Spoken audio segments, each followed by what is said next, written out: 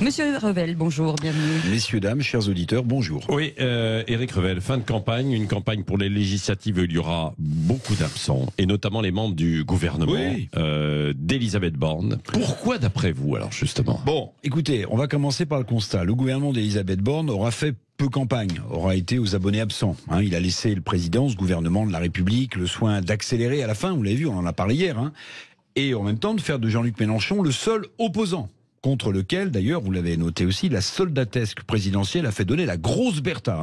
C'était feu sur Jean-Luc Mélenchon. Alors là, ça, c'est pour en ce moment, parce que entre les deux tours, vous vous souvenez sans doute que Emmanuel Macron flattait, au contraire, le leader de la France insoumise. Il lui trouvait plein de vertus. Il le trouvait très écologique. D'ailleurs, il avait repris le terme de planification écologique. Voilà. Alors, Jean-Luc Mélenchon, il restait le même.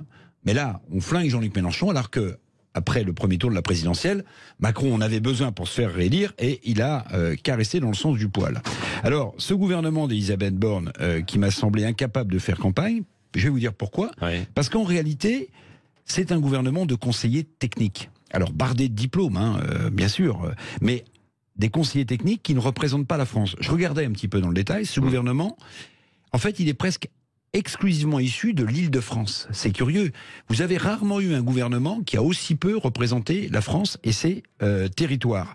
Donc, des gens bardés de diplômes, sans doute brillants, des énarques, des polytechniciens, mais par définition, qui sont hors sol, ou en tout cas qui n'ont que le sol de l'Île-de-France sous les pieds. Oui, c'est ça. Alors, il faut parfois des techniciens aussi dans un gouvernement, bien sûr, parce qu'il y a des questions assez techniques, mais c'est vrai que c'était assez frappant quand même, quoi. Bah oui, le manque de région. Bah oui, je vais vous donner un peu le détail. Est-ce que vous avez vu dans ce gouvernement un représentant, par exemple, de l'Aquitaine? Non. De l'Alsace? Non. Du centre? Non. Tiens, même du sud de la France, où pourtant, Renaud Muselier à Marseille, Christian Estrosi, Hubert Falco à Toulon, ils ont tous fait campagne pour... Castaner, alors Castaner, il a été ministre. Oui, mais là, il ne l'est pas aujourd'hui. Mais ces grands barons du Sud... Il n'y en a pas un qui représente le Sud dans ce gouvernement. Rien, nada.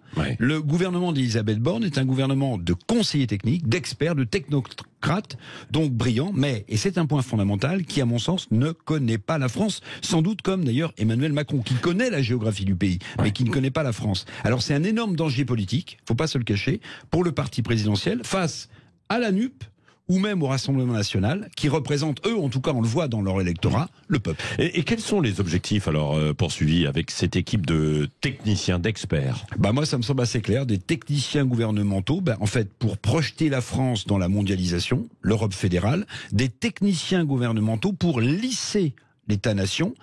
Les ministres, il y a encore quelques années, sans vouloir parler du passé, ils incarnaient, encore une fois, la France des territoires.